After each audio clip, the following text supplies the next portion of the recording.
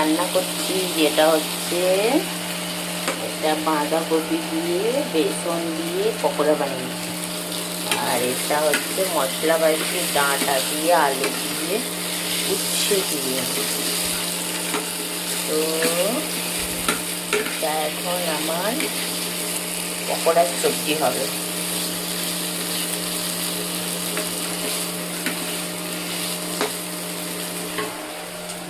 একটু এটা ধুয়ে জল দিতে হবে।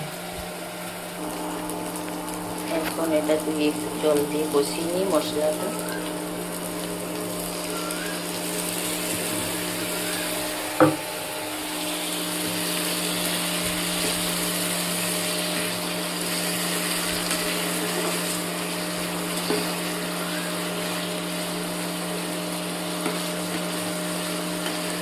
অ্যাকচুয়ালি আমি উচ্ছেটা দিতাম না, উচ্ছেটা না ভাতের মধ্যে দিয়েছিলাম, উচ্ছেটা সিদ্ধ হয়নি, তাই জন্য উচ্ছেটা এর মধ্যে দিয়ে দিয়েছি।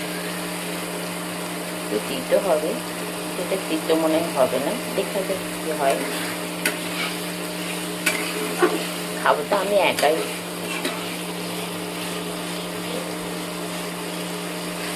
একটু মশলাটাই হয়ে যাক, জল দিয়ে আমার পকোড়াগুলো দিয়ে দেবো। এই যে ঢাকা দিয়ে মশলাটা ভালো করে কষিয়ে নিয়েছি। তারপরে হবে নেড়ে দেখবো।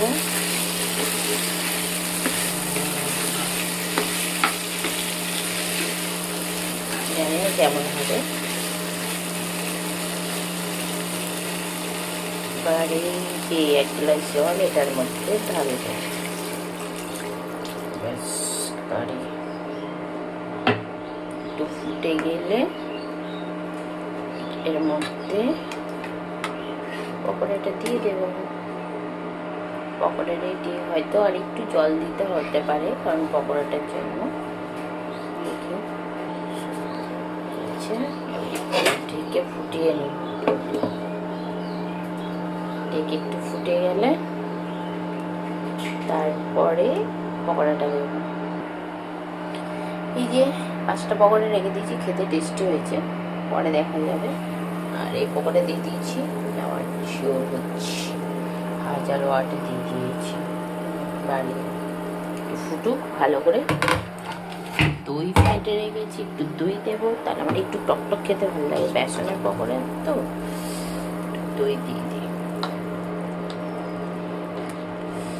সে একটু নন বেঙ্গলি টাইপের হবে।